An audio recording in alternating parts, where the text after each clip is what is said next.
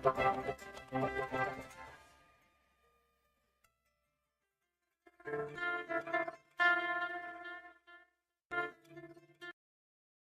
good evening. You're watching us live from the Gambia Radio and Television Services, and this is the news coming to straight from Banjul, also coming up. Prioritizing healthcare delivery, joint local charities provide free eye screening services to the public in Faraton. Remembering fallen colleagues, Armitage High School class of 1975 pays homage and support to families of their late classmates. And in sports, Fortune Football Club lost 2-0 to Birikama United in GFF's First Division League with inconsistent performance. And away from home, Swedish police arrest 26 people after weekend clashes between police and protesters rallying against plans by a far-right group to burn copies of the Holy Quran. And elsewhere, Israel's fractious governing coalition faces a new split on Sunday when Arab-Israeli party, RAM, suspended its membership after violence around a Flashpoint Jerusalem holy site that wounded 170 people over the weekend. Well, these and many other stories coming ahead in the news. I am Fatu Janimbai.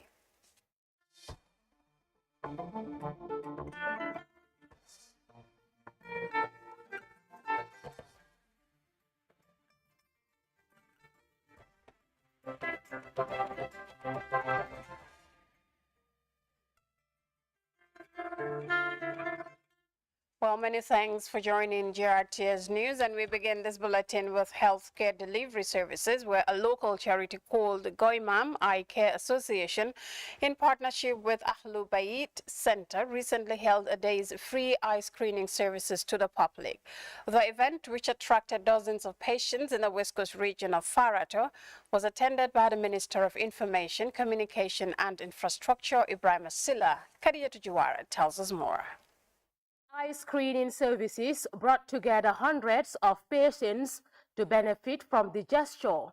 Speaking to GRTS, the Minister of Information and Communication Infrastructure, Ibrahim Silla, described the free medical initiative as a big effort by the two associations, saying it is complementing government's healthcare services. As a government, we deeply appreciate the gesture by the Ahlul Bayt Foundation, which is the foundation of the sheriffs in the Gambia, and also Guimam, which is an association of people composed of health workers that deal with eye issues.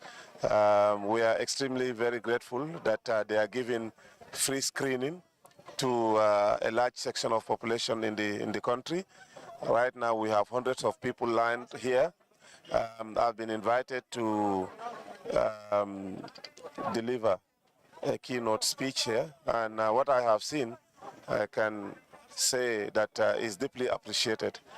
It's a very big effort on behalf of the two organizations that came together to organize this very important event.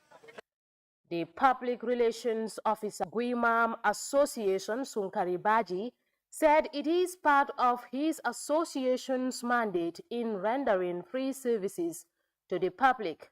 Like a Guimam Association, Guimam Eye Care, so to be supporting people the whole throughout the Gambia, from Banjul to Koina, Koina to Kartong, so to give them render service without any payment.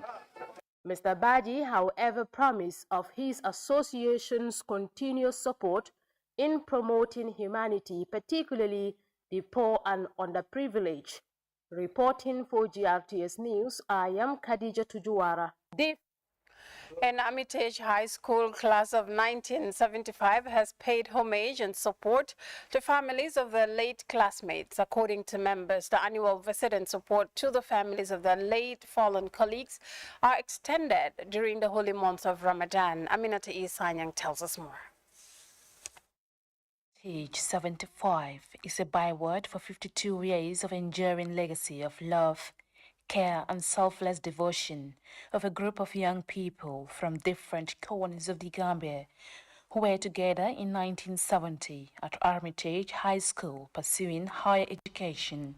All the members of this group attended Armitage High School from 1970 to 1975 when we passed away. Since then, we've been together, and because we were so close when we were in school at Armitage, we virtually from the same class.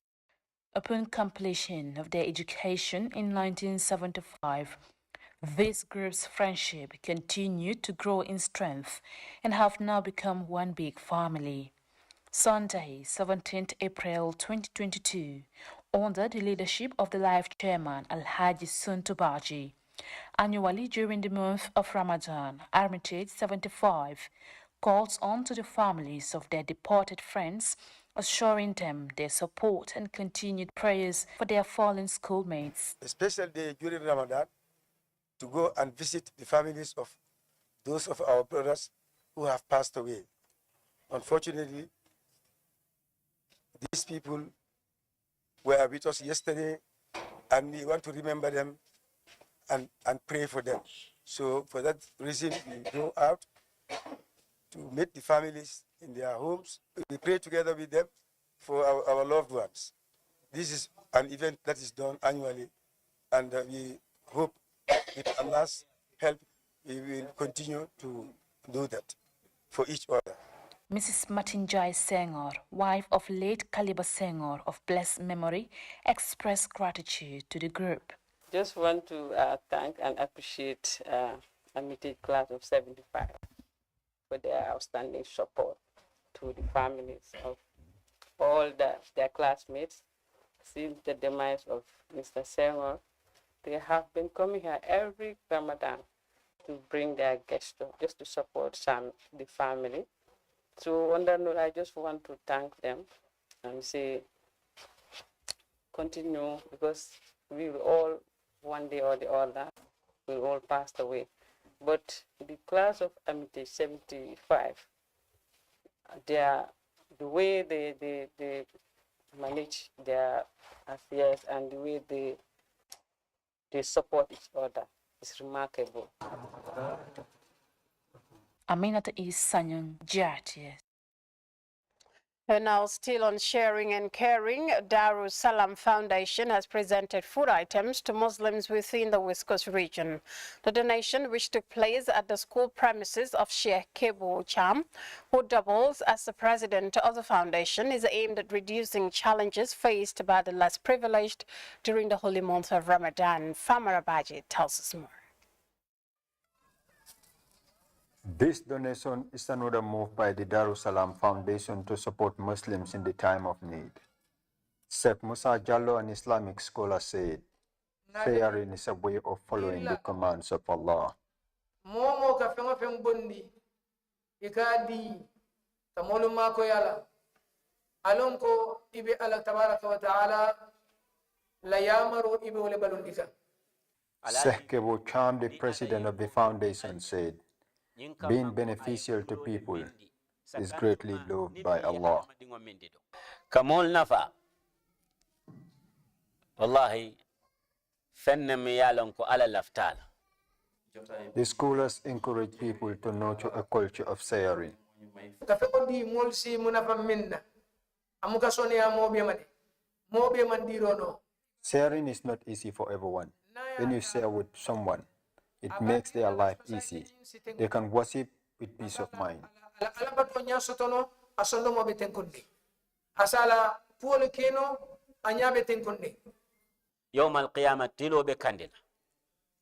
Some people will not feel the heat of the sun on the day of resurrection because of the charities they give.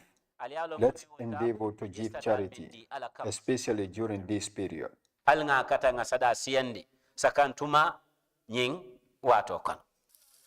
The foundation presented these food items to 60 Muslims, with each receiving rice, among other valuables. Beneficiaries commended the Darussalam Foundation for supporting them during this holy month of Ramadan. Farmer, GRTS News. Well, scores of worshippers recently converged for the formal opening of the Imam Momodu Mukhtar Lee Mosque in Lamin. The event was also attended by the Chief Justice Hassan Abubakar Jallo and eminent scholars from the Gambia and beyond. Abubakar Senghor tells us more.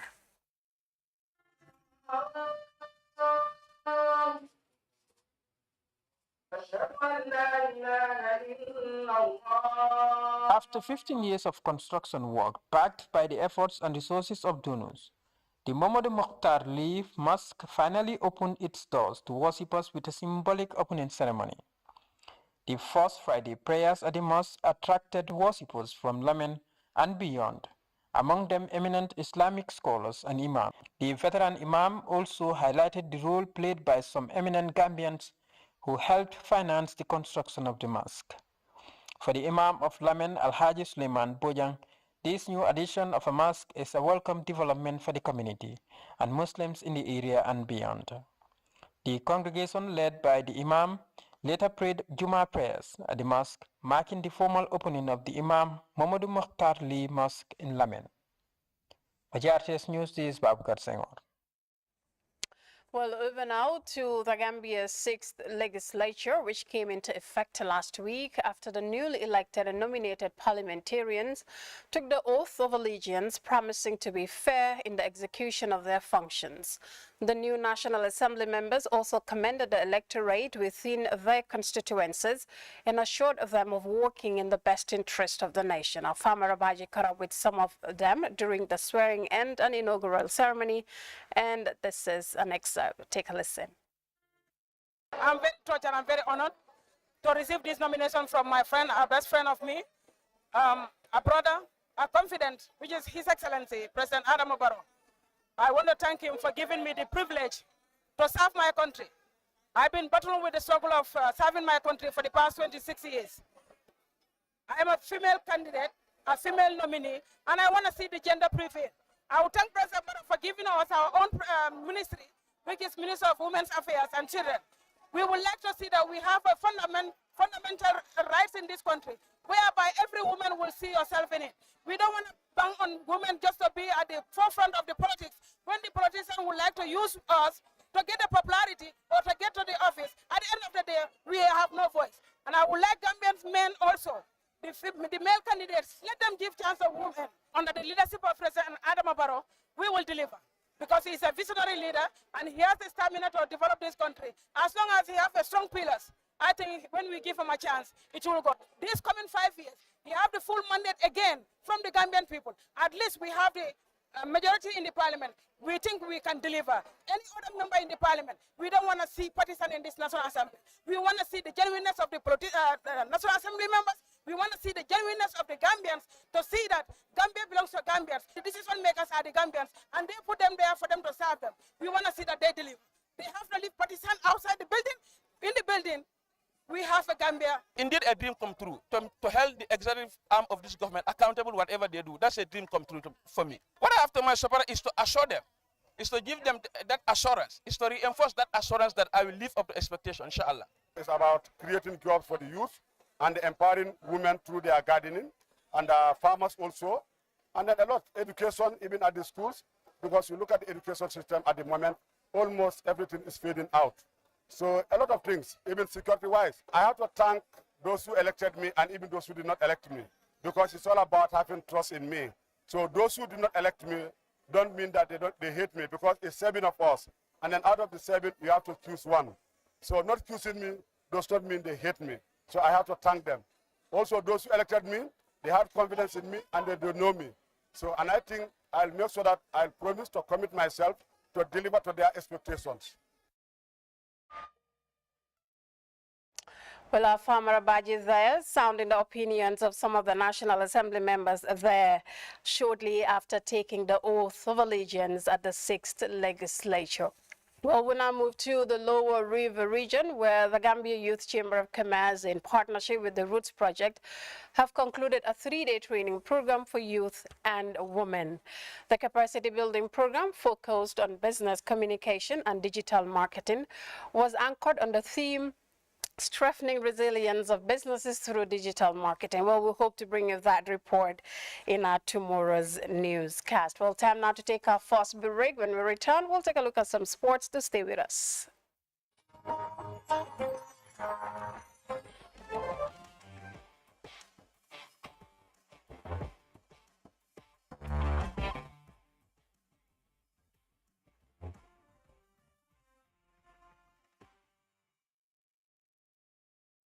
Welcome back. And the defending champions Fortune Football Club continues to struggle in the First Division League of the Gambia Football Federation with inconsistent performance as they lost 2-0 to Brikama United in week 15 of the league.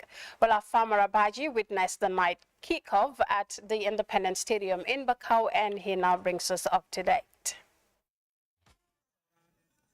Fortune has not been fortunate yet this season, as they only secured 18 points after 15 games in the fourth round of the league. A completely dissimilar campaign from last season, the defending champions are yet to find a rhythm that saw them won the league remarkably in 2021. In this week 15 fixture against Brikama United, there was little in the way of excitement as the two sides played a boring football full of stoppage and misplaced passes.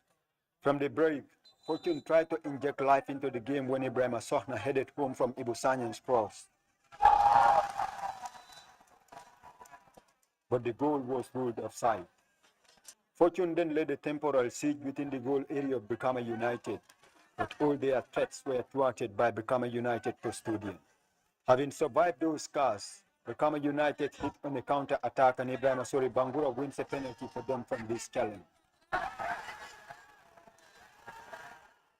The tall lanky forward converted the spot kick himself to put Brikama in front.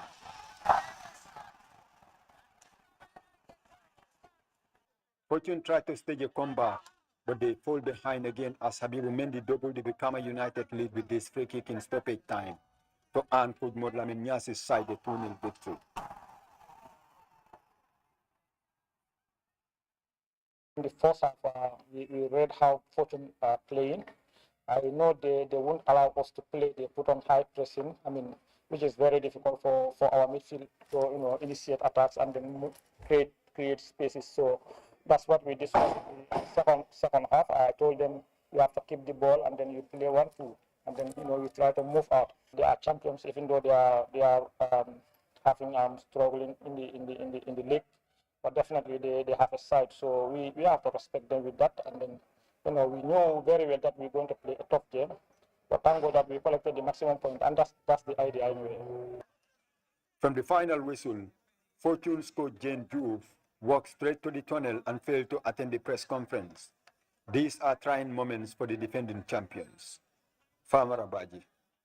Cheers. Well, we'll take a second break. When we return, we'll take a look at news beyond our shores. To stay with us.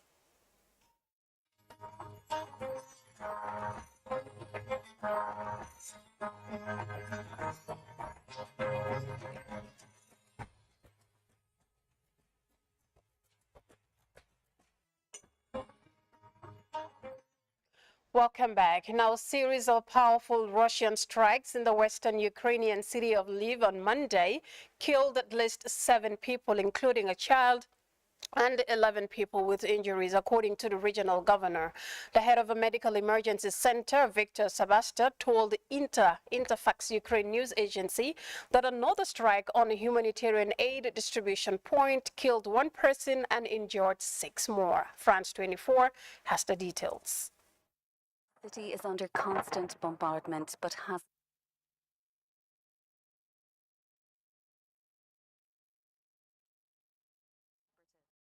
26 people after weekend clashes between police and protesters rallying against plans by a far-right group to burn copies of the Holy Quran, police said on Monday. 8 people were arrested in the city of Nokomping and 18 people were detained in the neighboring city of Lenkoping, police said in a statement. Well, France 24 has the rest of that. Rocks and burning debris. Protesters clashed with police in Norrköping in eastern Sweden. The flashpoint, plans by a far-right anti-immigrant group to burn copies of the Quran. Police say several people were injured after warning shots were fired, none seriously. Sunday's violence followed days of unrest in several Swedish cities over the actions of Danish far-right politician Rasmus Paludan. He leads Stram Kurs, or the Hardline movement, and is known for burning copies of the Quran, Islam's most sacred text. On Friday, in an immigrant neighborhood in Stockholm, Paludan set a copy of the holy book on fire during a rally. He intends to run in Sweden's legislative elections in September if he gathers enough signatures, and says he's currently on a tour of the country. Apart from Stockholm, violent clashes have been reported in at least 5 other cities, including Malmö, where protesters burned several vehicles. Over the past several days, more than a dozen people have been arrested during the unrest. It's not the first time protests against the actions of the hardline movement in Paludan have turned violent. In 2020, demonstrators damaged storefronts in Malmö and set cars alight. Paludan, who has been convicted of racist insults, has also tried to plan similar Quran burnings in other European countries, including France and Belgium. Now, Israel's fractious governing coalition faced a new split on Sunday after Arab-Israeli party, RAM, suspended its membership after violence around a flashpoint Jerusalem holy site that wounded 170 people over the weekend.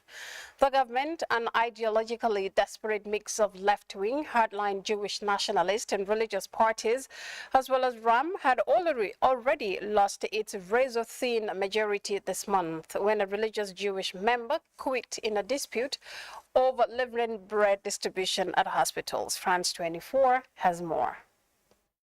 Footage from Israeli security forces shows fireworks tossed from inside the Al-Aqsa Mosque. More fireworks were thrown at police from the old city's alleyways. The latest round of clashes between Palestinians and Israeli security forces was triggered when riot police entered the Al-Aqsa Mosque compound to secure it for Jewish visitors. The holy site is important to both religions, and this year, Ramadan, Easter, and Passover are all occurring at the same time, adding to the tensions. We were forced out of the mosque after the dawn prayer. Then Jewish settlers started to enter. After we saw 2 groups of them, we started to chant and the Israeli forces tried to detain me. While non-Muslims are allowed to visit the site, praying there is off limits, and any attempt to do so is considered a provocation. More than a dozen Palestinians were injured in the clashes, and several arrests were made.